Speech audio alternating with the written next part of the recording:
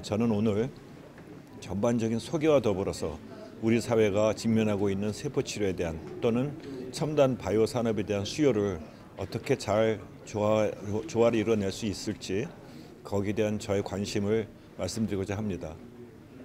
우리나라는 과거 15년 동안 굉장히 커다란 소용돌이를 알았습니다. 그것은 뭐냐면은 주기세포의 종류가 두 종류가 있다는 사실. 하나는 우리 몸에서 우러나오는 성체 주기세포가 있는가 하면 하나는 우리가 흔히 아는 그 수정란에서부터 배아를 얻고 그 배아로부터 얻는 배아 주기세포가 있기 때문에 이것이 이제 우리나라의 경우에는 특히 많은 그 생명윤리적인 컨트로버시가 있었던 게 사실이고, 성체 주기세포는 비교적 윤리적으로 문제가 없는 반면에 이것은 몸의 각 부분에서 뽑아내다 보니까 어떤 한계가 있는 것 같아 보이고, 우리 몸의 모든 부위에서 이렇게 각 장기별로 재생을 촉진시켜서 질병으로부터 좀 치유돼 보자라는 게 성체 주기세포고, 각 분야별로 모든 진료과별로 이러한 종류의 아주 활발한 뇌척수 질환 또는 연골 질환 또는 혈액 질환 할 것 없이 모든 분야에서 이러한 활발한 임상 시험들이 지난 20년 동안 있어 왔습니다.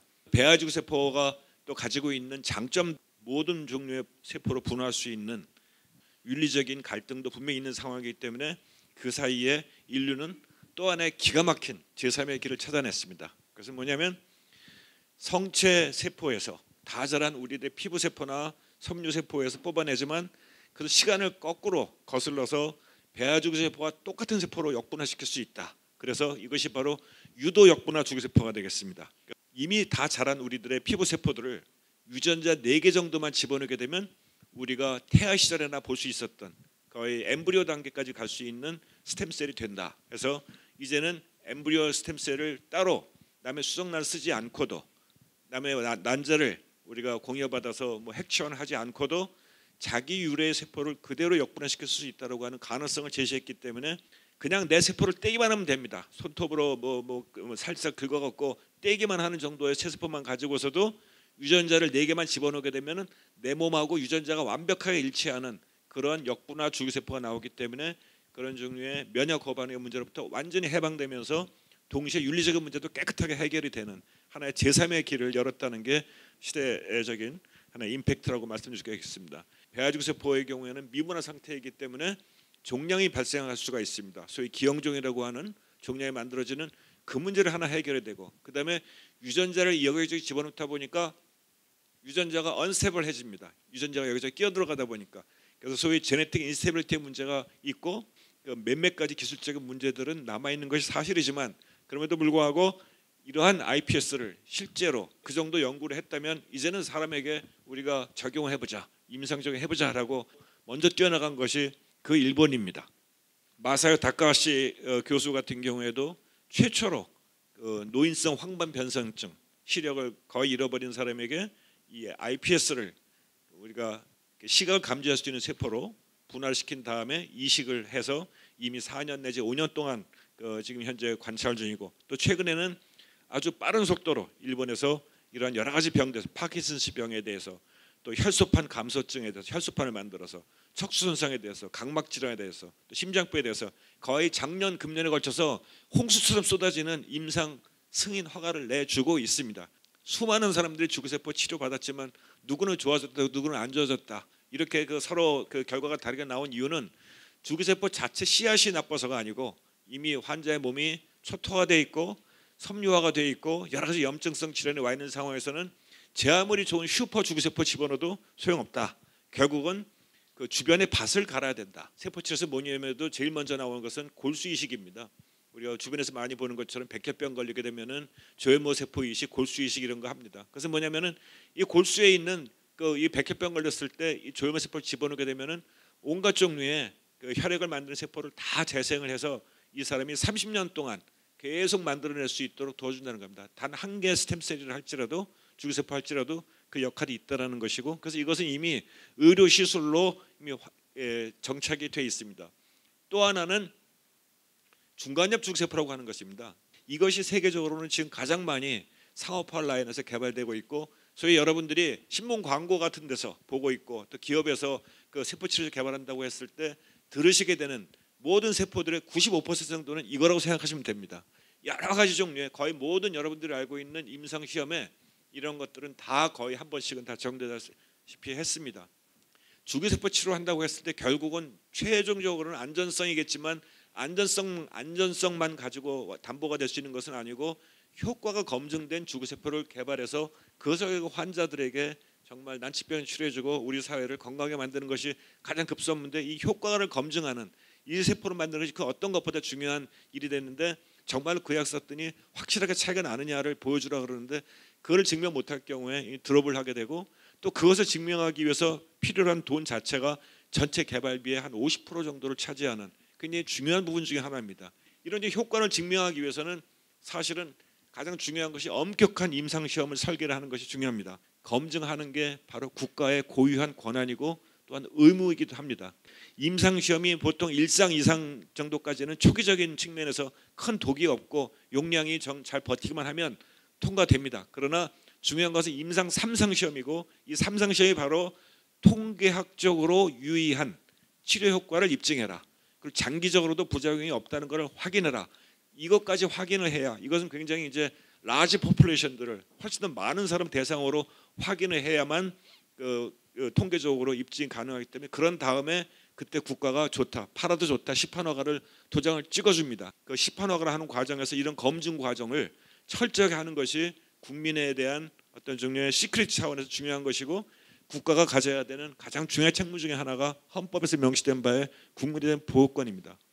주기세포에 대한 규제에 대한 새로운 트렌드가 나오게 된 겁니다. 그래서 누군가 첨단 기술을 만들었고 나는 지금 주거가 생겼는데 내가 그 약 한번 맞아볼 수 있는 권리는 나한테 있는 거 아니냐라고 하는 환자들의 접근권이 또 중요한 이슈가 돼버린 겁니다. 그래서 이런 이슈 때문에 이런 주기세포에 관한 규제를 완화해야 되는 여러 가지 정책적인 모색들을 우리나라에서 하고 있고, 그런가 하면은 또 일부에서 저 같은 사람은 규제를 완화라는 표현은 굉장히 위험한 표현이다, 규제 완화가 아닌 규제 합리화라는 표현을 쓰도록 하자. 결국 우리가 뭔가 시험을 면제해 주는 게 아니고 시험을 적정화시키는 게 맞는 것이기 때문에 이런 종류의 것들 자칫 잘못하게 되면 악용될 수가 있기 때문에 규제에 대한 보다 합리적인 방안을 찾는 게 우리 대안이다라고 하는 이슈도 같이 존재를 하고 있는 겁니다. 지금 한국의 특성을 제가 이렇게 한 5가지 정도로 뽑아봤습니다. 짧게 그냥 말씀드리면은, 잘 아시는 것처럼 한국은 지금까지 전 세계에서 가장 많은 주기세포를 이미 상용화시켜준 나라입니다. 활발하게 일어나고 있는 임상 진입이 많이 있는 것도 사실이고, 이렇게 많은 종류의 세포 치료제가 실제 개발되고 있는데, 반면에 또 어떤 경우에는 비승인된 주기세포를 외국에 가서 원정 치료를 받으면서 사망해갖고 오시는 사고도 많이 생기고, 불법 시술에 관한 부작용이 끊이지 않게 발생하는 것도 또한 역시 우리 한국의 굉장히 유니크한 프로블럼 중에 하나라고 보여지고, 그만큼 제도권 내에서 국민들의 수요가 또 높다는 것도 생각할 수가 있기 때문에, 그래서 한국도 이런 사회적 수요를 어떻게 정책적 탄력성과 맞춰 나갈지에 대한 고민들이 계속 지속돼 왔고, 지난 약 7년 정도 동안 이명박 대통령 때부터 시작해서 여러 국회의원들이 여러 가지 방식으로 여기 탄력성을 주자라는 얘기들을 좀 해왔습니다. 이제 소위 말하는 벤처 캐피탈의 형태로 해갖고 새로운 기업들을 마구잡이로 만들어내갖고 최근 3년 사이에 1000개 정도가 나왔습니다. 그러니까 대학에 있는 사람이 빠져나가는 건 말할 것도 없고, 그렇게 기업에서조차도 사람이 다 빠져나가고 하다 보니까 인력난이 정말 근간을 위협할 정도로, 지금 이게 바이오 의학 계통의 인력 부족난입니다. 88%가 실감하고 있다고 여기 보시는 건 보십시오. 그래서 이런 종류의 현장에서의 이런 아우성들을 사실 우리도 조금 이런 과정에서 같이 좀 신경을 써야 되지 않나 생각을 좀 하게 됩니다. 제 강의는 여기서 말씀 마치도록 하겠습니다. 제가 준비한 내용은 세포치료제의 윤리라는 내용입니다. 세포치료제가 일반의 의약품과 어떤 차원에서 다르고, 그런 다른 성격이 어떤 윤리적인 문제를 가져오는지, 그 윤리적인 문제를 해결하기 위해서 어떤 원칙을 찾아내고 적용할 수 있을지를 이야기하려고 합니다.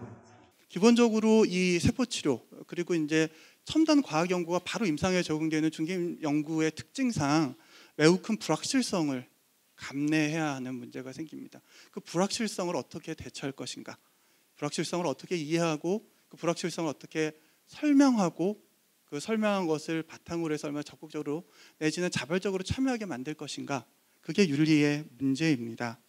세포치료제라고 하는 것이 말씀드린 대로 우리가 잘 모르는 영역에 있습니다. 세포를 사용하기 때문에 매우 연약합니다. 어떤 변화를 가져올지 우리가 잘 모릅니다. 이 세포가 우리 몸 안에 들어와서 신체 안에 들어와서 어떤 형태의 반응을 보일지 예측하기는 더더욱 어렵습니다. 과학의 엄격성과 연구 참여자의 안전성을 보장하기 위한 어떤 제도, 또 과학자들이 가지고 있는 가장 좋은 제도는 서로 검토해주고 서로에게 조언해주는 이 공개성입니다. 이것들을 어떻게 확보할 것인가. 또 창의적 연구를 신장하고 중개 임상 연구를 열심히 기회를 많이 제공하면서도 무책임한 투기가 되지 않도록 할 방법이 무엇인가. 따라서 시민들은 투자자이기도 합니다. 연구의 혜택을 입는 수혜자이기도 하지만 투자자라고 크게 볼 수 있습니다. 그렇다면 이 사람들이 기술을 어떻게 이해하도록 만들 것인가, 이해한 협력과 내지는 이해한 의문 제기를 어떻게 가능하게 만들 것인가. 이렇게 해서 우리가 어떤 새로운 치료법을 만들었다면 그것이 온전하게 제대로 접근되고 활용될 수 있도록 하는 접근기회 보장 문제들이 또 있게 됩니다. 유전자 조작이나 배아를 사용하거나 하는 여러 가지 문제들은 그 자체가 폭발성을 갖습니다. 인화성을 가지고 있는 주제입니다. 몇몇 사람들은 배아, 유전자에 대한 조작 이런 문제 자체에 의심을 갖고 또 생명의 신성성이나 윤리성에 대해서 문제 제기를 하기도 합니다. 그렇다면 그런 갈등을 우리가 어떻게 설득하거나 아니면 어떻게 소통할 것인가의 문제가 있게 됩니다. 이 모든 것들을 규율하는 제도가 어떻게 합리적으로 만들어지도록 할 것인가, 이 제도를 만드는 과정에서의 합리성을 어떻게 우리가 보정할 것인가, 또 마지막 한편으로는 이제 재정적으로 명료화하는 문제, 또 의료윤리와 연구윤리 사이의 균형 문제입니다. 임상에 적용될 때는 말씀드린 대로 매우 불확실한 연구입니다. 그럼에도 불구하고 임상시험을 피해갈 수 없습니다. 연구자인 의사가 치료자인가 아니면 그냥 연구자인가, 이 둘 사이에서 자신의 정체성을 어떻게 확인할 것인가, 이런 갈등이 생길 때 누가 도와줄 수 있겠는가, 이런 문제들을 생각해야 할 사안입니다. 이 부분은 이제 정말로 제안입니다. 연구를 수행하는 과정에서 세포치료를 우리가 기획한다고 하면 어떤 윤리 원칙을 생각할 수 있겠는가. 먼저 안전을 최우선으로 생각해야 되는 원칙이 있겠습니다. 두 번째는 공정한 기회를 제공하고 모든 사람들이 참여하고 또 부담을 나누고 또 혜택도 나누는 그런 공정한 기회 원칙이 있어야 되겠고, 이 과정에서 정보가 온전히 공개돼서 제대로 공개돼서 스스로 자발적인 결정을 할 수 있도록 지원하는 문제도 필요하겠고요. 이 과정에서 연구자와 또 규제자들이 어떤 이해관계가 있는지, 어디까지 왔는지, 어디를 지향하고 있는지에 대해서 좀 더 개방적이고 또 문제 제기할 수 있는, 이의를 제기하고 답변을 하는 이런 투명성이 있는 연구 수행이 필요하겠고, 또 연구자들은 연구 진실성을 유지해야 하겠고, 마지막으로 이 과정에 적절하게 이해 당사자들이 참여할 수 있는 이런 절차를 만드는 것이 필요하겠습니다. 그러면 그것을 어떻게 실천할 것인가? 이 마찬가지로 세포치료제의 윤리도 처음부터 끝까지 관여할 수 있도록 메커니즘 만들어야 될 필요성이 있겠습니다. 그리고 이제 과정에서 설명 동의 절차를 최대한 합리적으로 만들고 적절하게 운영해야 될 것이고, 다양한 맥락의 이해 참여자들의 관계, 참여 기회들이 보장돼야 되고, 또 전문가들이 활용이 되지 않아야 되고, 또 가능하면 다양한 관점의 전문가들이 참여할 수 있도록 기회를 주는 게 필요합니다. 실천 방안이 이제 전문적인 연구 심의, 연구 거버넌스 개념의 도입, 설명 동의 과정의 개입인데요. 첨단 재생 바이오법, 이제 첨단 바이오법이라고 이제 지난 8월에 통과된 법률이 혹시 이런 종류의 제가 말씀드린 어떤 실천적인 방식을 얼마나 만족시키고 있는지, 이 부분에 대해서 한 번 정도 검토해 볼 필요성이 있을 것 같습니다. 2015년에 정말 심각하게 입법을 시작했던 법이었고, 법의 여러 가지 내용들이 언급이 됩니다. 이 기존에 이제 여러 가지 법률에서 서로 다르게 규제되던 법률들을 한 법에 통일시키면서 한 법에 통일시키는 과정에 이제 매우 명확한 규정 개념이 필요하고, 또 말씀드린 대로 다양한 규제자와 심의자와 또 이것들의 방향성을 정하는 사람들, 또 그 일에 참여할 수 있고 영향을 미칠 수 있는 사람들을 규명하고 그들의 의사를 표명할 수 있는 기전을 만드는 작업들, 그리고 안전성과 설명 동의 절차를 보장하기 위한 여러 가지 정부 차원에서 규제 차원에서 할 수 있는 일들이 법에 담겨 있습니다. 이것들을 제대로 실천하는 그 다음 과제들이 있습니다. 제 이야기는 여기서 마치도록 하겠습니다. 경청해 주셔서 감사합니다. 그래서 제가 오늘 말씀드리고 싶은 내용은 이렇게 정리를 해봤습니다. 줄기세포란 무엇인가, 그리고 줄기세포 치료라는 용어가 굉장히 사용하는데 혼란이 있고 그런 치료 관련해서 임상적, 의학적 규제가 어떻고 윤리적 관점, 배아줄기세포, 유도만능줄기세포 둘 다 윤리적인 문제라든가 아직 안전성 문제 때문에 환자한테 적용하는 데는 제한이 많고, 성체줄기세포가 우리 몸에 아까 어떤 분께서 질문해 주셨습니다. 골수, 제대열, 태반, 지방, 우리 몸의 거의 근육, 거의 모든 조직에서 이제는 분리할 수 있는 기술들이 생겼습니다. 신경줄기세포는 또 신경으로 가고, 간엽줄기세포는 뼈, 연골, 지방, 신경, 근육 등을 다 만들 수 있다. 그래서 제일 관심이 많은 게 메젠키마 스템셀 간엽줄기세포고요. 조혈모세포는 이미 골수 이식 이런 데 사용이 많이 되고 있어서 잘 알고 계신 분들이 많습니다. 치료 관련해서 우리나라에서도 많이 시행되고 있는 것들이 있습니다. 첫 번째는 이제 골수에서 골수천자라고 하는데, 골수를 빼내서 이렇게 키트가 나와 있는 게 있습니다. 이걸 가지고 이 키트를 돌리면 골수천자 농축액이라는 걸 얻을 수 있습니다. 근데 여기에 이제 간엽줄기세포가 치료적인 효과를 보인다고 하는데 0.01 내지 0.001%밖에 없다라는 게 이제 학계의 정설입니다. 그런데 0.01%도 안 되는 줄기세포가 있는데 줄기세포 치료제다, 치료법이다, 이렇게 지금 얘기가 되고 있습니다. 지금 또 우리나라에서 전 세계적으로 지금 이 규제가 달라서 그러는데 기질 분해기라는 게 있습니다. 지방을 빼서 이렇게 효소 처리, 엔자임 처리를 하고 키트에 돌리면 이렇게 맨 밑에 모이는 세포들이 있습니다. 이거를 이제 지방율의 줄기세포다. 그런데 여기도 보통 2 내지 10%만 줄기세포고 나머지는 그냥 지방율의 세포입니다. 지방세포도 있고 파이브로블라스트도 있고, 이것도 대개는 줄기세포 치료라고 다 하고 있습니다. 저희 팀에서 작년에 이렇게 논문을 냈습니다. 다 스템셀 테라피, 줄기세포 치료라고 나온 이 학계 저널에 나온 그런 걸 다 분석을 해보니까 다 줄기세포 치료라는 이름으로 나왔지만, 저희가 보면 그 안에 한 8가지로 나눌 수 있었고요. 이 명명에 있어서 인컨시스턴시가 있다. 용어를 잘 써야 된다. entirely different drug을 같은 이름 하에 쓰고 있다.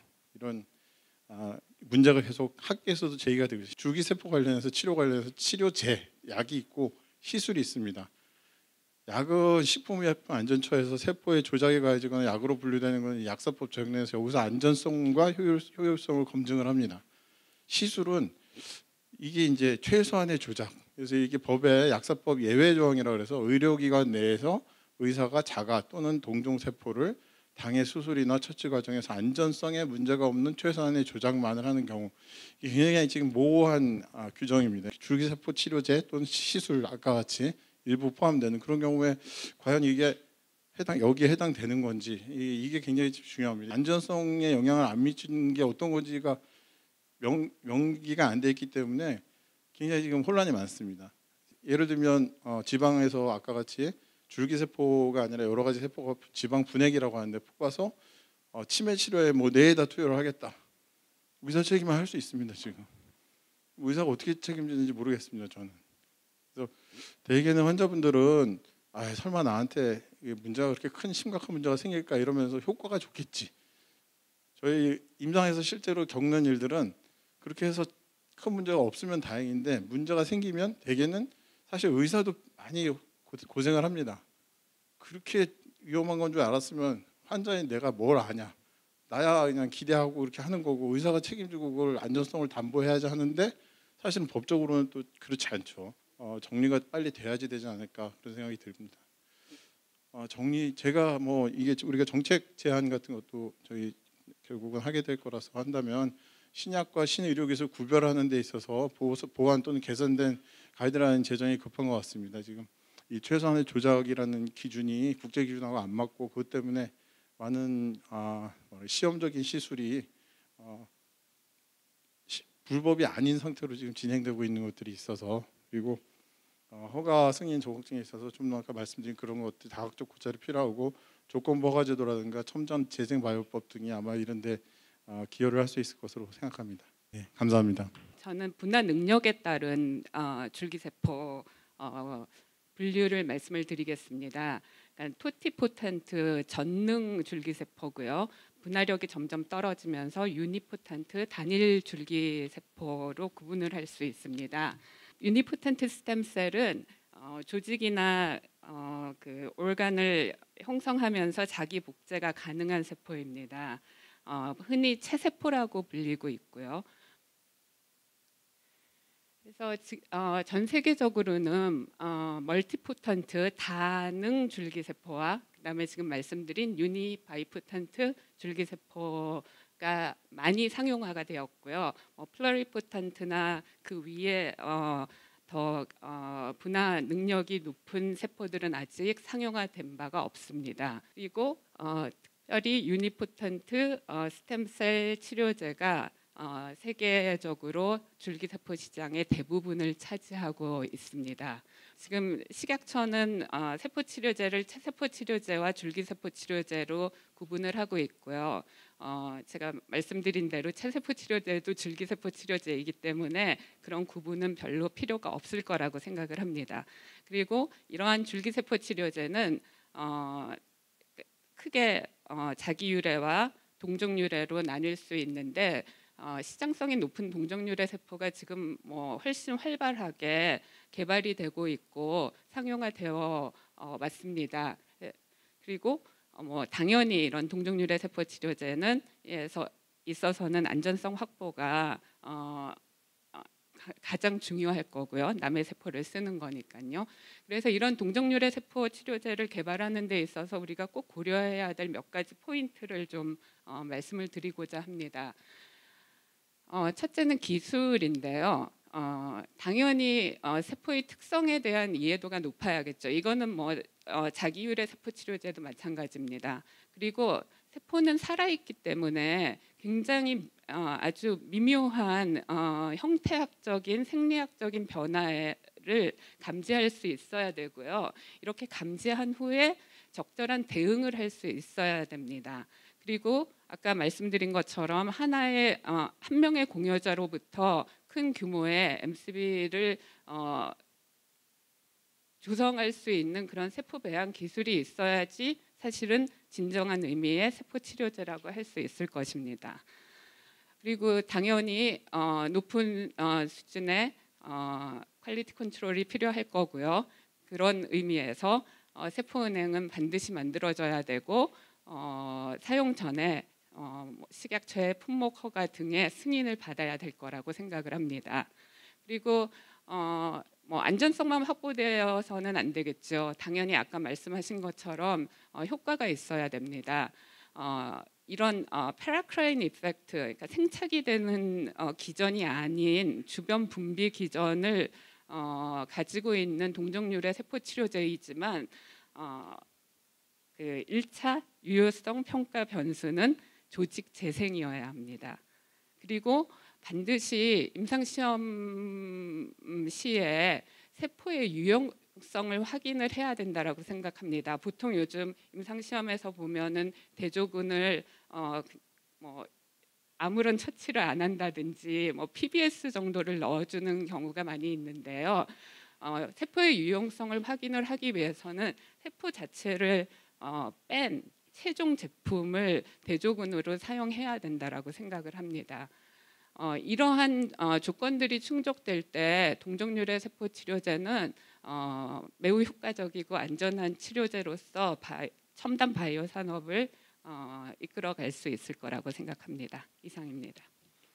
2019년 들어서 인보사 보도에 대해서 한국언론진흥재단이 빅데이터 5,600만 건의 기사를 다 분석해서 인보사 보도 어땠느냐라고 연구를 했습니다.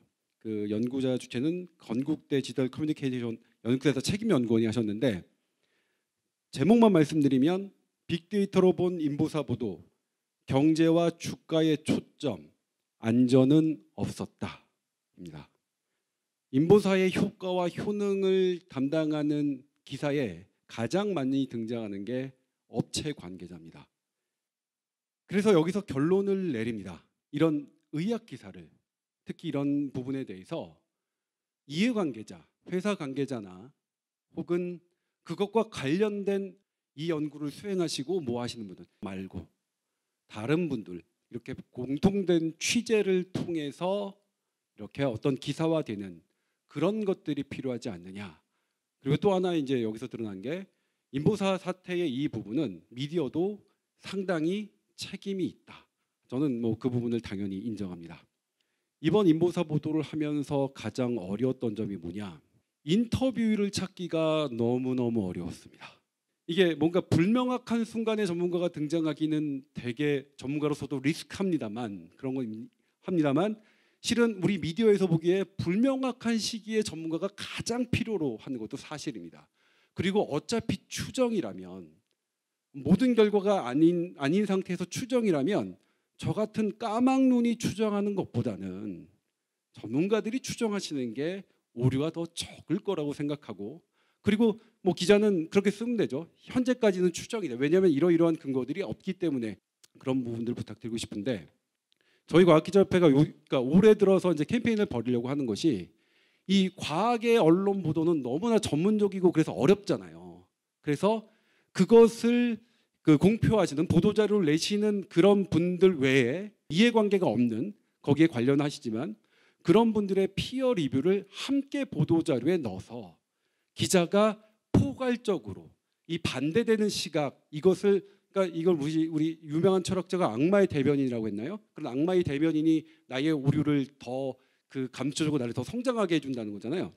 그런 것들을 하자는 캠페인을 저희가 지금 시작하려고 합니다. 그다음에 저는 이제 아까 이일학 교수님께서 막 해주셨는데요. 좋은 말씀 많이 해주셨는데, 그러니까 연구자의 진리성, 연구자의 책임성 이런 것들 다. 그런데 저거 이제 언론이 보는 거는 어떠냐면요. 그 수많은 중요한 것 중에 어느 게 제일 중요한 걸 보냐면 투명성이거든요. 그러니까 다들 본인들은 다 책임진다고 생각하시고 다 진실하시다고 생각하시고 그러시잖아요. 그런데 그게 얼마나 진실하고 얼마나 타당하느냐는 다른 사람들이 들여다볼 수 있을 때 저는 그게 검증이 가능하다고 생각해요. 그래서 제가 기자로서 이 일을 하는데 가장 우리 사회에서 빨리 증진됐으면 하는 그 영역이 그런 투명성이 좀 증대되는 그런 게 있었으면 좋겠다라는 생각을 하고요.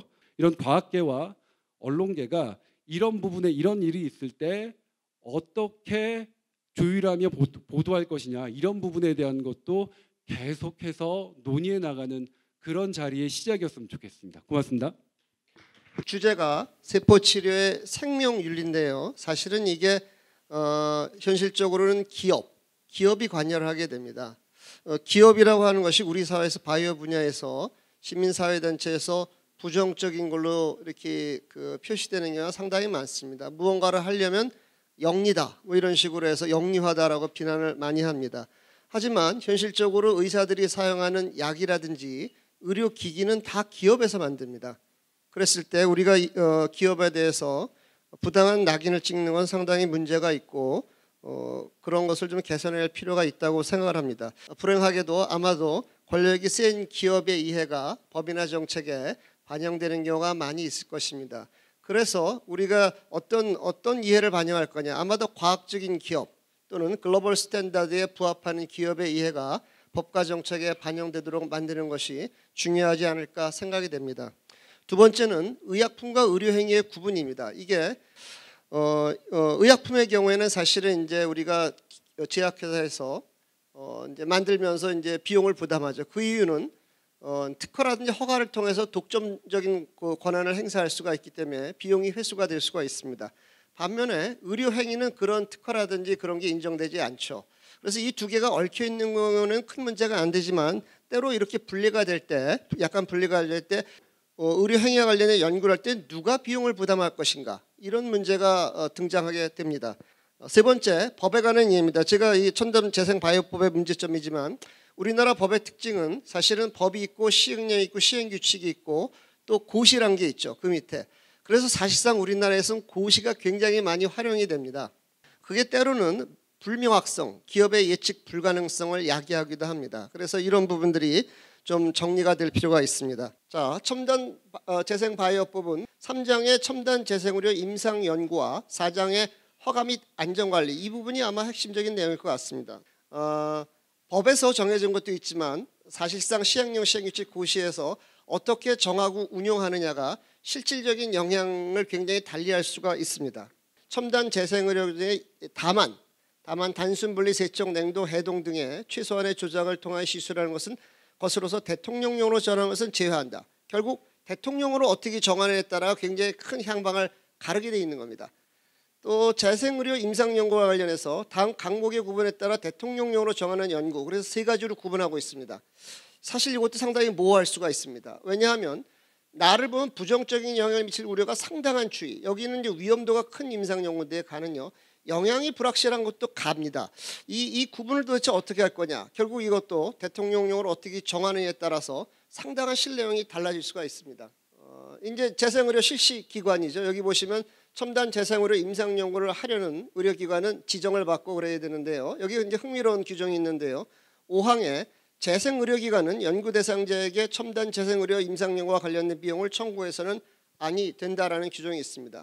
그렇다면 이 연구비는 과연 어디에서 나오는 것일까? 그런 의문이 들기도 합니다. 첨단, 이게 굉장히 또 중요한 문제인데요. 첨단 재생의료 임상연구의 동의, 아까 잠깐 나오기도 했는데요. 여기 보면 연구 동의에 대해서 이런 내용들이 있는데요. 사실은 핵심적인 내용은 임상연구에 대한 동의가 의료법상 동의보다 더 강화되는 게 맞습니다. 제대로 이익과 베네핏을 설명을 해줘야지 환자가 그것을 선택을 할 수 있는데, 과연 이러한 이제 임상연구의 동의에 그런 것이 포함이 되어 있느냐 좀 의문이 들 수도 있습니다. 그래서 이게 의료법상 동의인데요. 이 둘 간의 관계, 다시 말하면 임상연구의 동의로 의료법상 동의를 대체할 수 있는 건지, 이 둘 간의 관계가 어떠한 것인지 사실 명확하지는 않습니다. 신속처리 대상, 그래서 이제 여기 보시면은 첨단 바이오약품의 신속처리 대상으로 지정할 수 있다고 했는데요. 대체 치료제가 없고 생명을 위협하는 등 암, 중대한 질환의 치료를 목적으로 하는 경우, 뭐 여러 가지가 있겠지만 이것도 상당히 애매하죠. 하위 법령의 제정에 따라서 그 해석이 상당히 달라질 수 있다고 생각이 됩니다. 조건부 허가인데요. 조건부, 우리 소위 말하면 이제 1상, 2상, 3상 중에 아까 이제 이 조건부 여기 보면 안전관리를 목표로 품목 허가를 할 수 있다라고 되어 있는데 가나의 요건이 있습니다. 핵심적인 질문은 이렇게 조건부 허가를 광범위하게 인정하는 국가가 있나? 성공했나? 아마도 아닐 거라고 생각이 듭니다. 이제 미국에서 이 비슷한 리그로 액트란 재생의료법에서 반대하는 성명을 이제 낸 적이 있었는데, 여기서 핵심적인 내용은요, 1상, 2상, 3상이 다 필요하다. 이제 EU에서 두 가지 트랙을 만들어 놓고 있는데요. 세포 치료제의 상업용 허가는 엄격한 기준을 적용하되, 즉 판매는 여전히 엄격히 규제하되 병원 면제로서 예외적으로 환자의 액세스를 보장하려는 정책으로 보입니다. 문제는 이게 너무나 넓어지게 되면 이제 전자를 방해하거나 해로운 영향을 끼칠 수도 있습니다. 그런데 첨단 재생 바이오법은 이와 반대로 어떤 의미에서 보면 상업용 판매는 쉽게 허용하고 병원은 아까 돈을 받을 수 없다고 돼 있죠. 그래서 비정상적인 방법을 사용하지 않으면 비용을 회수할 수 없게 그렇게 되어 있는 것은 아닌가, 그런 의문도 듭니다. 앞으로 첨단 재생 바이오법의 하위 법령의 제정과 운영에 따라 실질이 매우 달라질 수 있는데, 특히 조건부 허가는 엄격한 기준을 세우고 적용하는 것이 합당합니다. 그런데 여기서 마지막으로 드리고 싶은 말씀은, 사실 기업의 입장에서 우리가 환자의 어떤 안전을 위해서 기준을 함부로 완화할 수는 없다고 생각을 합니다. 하지만 중복 규제라든지 이중 규제라든지 투명성이라든지 이런 부분에서는 상당히 개선의 여지가 많다라고 느껴집니다. 기준과 절차를 구별하는 그런 시각이 매우 중요하지 않을까 생각이 됩니다. 이상 발표를 마치겠습니다. 식약처 규정에 보면은 첨단 바이오 의약품은 두 가지밖에 없습니다. 세포 치료제, 유전자 치료제. 줄기세포 치료제라는 건 없고요. 저희가 임의 분류해서 심사할 때 다르게 한다라는 그런 내용이지 품목대는 동일하게 합니다. 그래서 세포 치료제라는 건 큰 개념으로 봤을 때 저희가 이제 세포 치료제가 늘 이슈가 되는 게 한국이 너무 빨리 나가서 규제를 제대로 하고 있지 않는 거 아니냐라는 말씀을 많이 했습니다. 전 세계에서 품목허가가 세포 치료제 쪽에 저희가 제일 많긴 합니다. 줄기세포는 저희가 유일무이하게 그냥 다 가지고 있고요. 하나 빼고.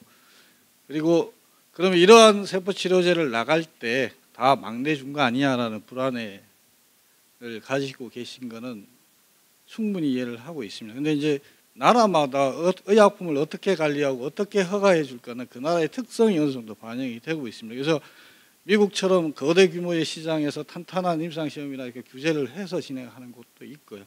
그 나라마다의 특징이다. 일본 같은 경우에도 아까 말씀드린 우리보다 더 허술한 그 세포 치료제 허가 체계를 가지고 있는 나라입니다. 저희도 그 당시는 제가 직접 인발부는 하지 않았지만 기존의 세포 치료제가 나갈 때는 그때의 규정과 그때의 과학 수준에 맞춰서 규제를 했다고 일단은 말씀을 드리고 싶습니다. 첨단 저희가 이제 줄여서 첨단 재생 바이오 의약품법이라고 하는데 저희는 이제 세포 유전자 치료제가 기존의 약사법의 틀에서 돌아가고 있는데 전 세계적으로 세포 치료제의 관리 규정이 기존 케미칼하고 좀 달라져야겠다는 의지는 많이 있었습니다. 그래서 미국에도 이제 알메트라 그래서 리저너티브 메디슨 어드밴스 세라피라고 해서 아예 세포 유전자 치료제를 별도로 해서 진행하는 규제 트랙을 만들었고요. 일본은 그거보다 훨씬 빨리 아까 우리 보셨던 첨단 재생의료법과 유사한 걸 제일 먼저 도입한 나라고요. 그리고 EU에도 ATMP법이라고 해서 자기네들만의 규정을 가지고 있습니다. 그래서 기존의 식약처는 지나치게 케미칼 중심으로 돌아갔으니 저희도 바이오의 특이적인 것을 만들어서 도입을 해보자는 의도로 진행을 했던 거고요. 여러분이 걱정하시는 것처럼 저희가 첨단 바이오 의약품 파트에서 규제가 완화됐거나 한 부분은 거의 없습니다. 그 세포 치료제를 허가해 주는 게 생물학적 제재의 품목 허가 고시라는 게 있습니다. 규정이라는 고시가 있는데 거기에 보면은 첨단 세포 유전자 치료제를 품목 허가 때 조건부로 주는 항목이 기존에 4개가 있었습니다. 이번에 첨단 재생 바이오 의약법이 생기면서 그 조건부 허가를 주는 규정이 딱 2개밖에 없어요. 그게 아까 말씀하셨던 암 등 그 대체 치료제가 없는 암이나 유전 질환 같은 게 되겠죠. 그런 대체 치료제 질환 하나. 두 번째가 희귀의약품입니다. 근데 이거는 기존의 약사법에서도 다 조건부가 대상이었습니다. 이게 규제를 완화해서 하려는 게 아니고 암이라는 게 실제적으로 2상 디자인이나 3상 디자인이나 거의 유사하기 때문에 굳이 3상까지 기다렸다가 허가를 줄 필요가 없었기 때문에 조건부가를 했던 거고요. 희귀의약품 같은 경우는 3상 규모의 사람을 모으기 힘들었기 때문에 2상만 가지고 인정할 수 있다. 이런 의도로 예전에 고시에서 운영했던 거를 저희가 이번에 법제화한 것뿐입니다. 그리고 기존에 있던 뭐 세포 치료제의 뭐 자가 세포 치료제 기타 등등에서 이상한 시스템으로 조건부가 가는 거는 싹 정리를 해버렸습니다. 그래서 그런 경우에는 향후에는 이제 규제가 완화된다기보다는 오히려 더 강화되고 안전과 효과를 더 확인할 수 있는 방향으로 진행하고자 하고 있습니다. 그 아까 그 채소 조작 이슈를 여러 번 말씀하셨는데 저희도 이번에 그 채소 조작의 범위를 어떻게 갖고 가야 되는 대해서는 문제인식을 가지고 있습니다. 시행령을 만들 때는 저희는 심사부서입니다. 그래서 이게 심사하고 허가만 해주기 때문에 어떤 정책적인 판단을 할 때 저희 입김이 가기가 굉장히 힘듭니다. 그래서 오늘 이 자리를 빌어서 한림원에 계신 분들이 여러 전문가께서 적극적인 의견을 개진해 주셔서 향후 복지부나 식약처에서 대통령령 총리령을 정할 때 채소 조작의 범위를 어떻게 가져갈 것에 대한 데에 대한 적극적인 정책 의견을 주시면은 좋은 쪽으로 반영이 되지 않을까 생각을 합니다. 제 말씀 이걸로 드리도록 하겠습니다. 감사합니다.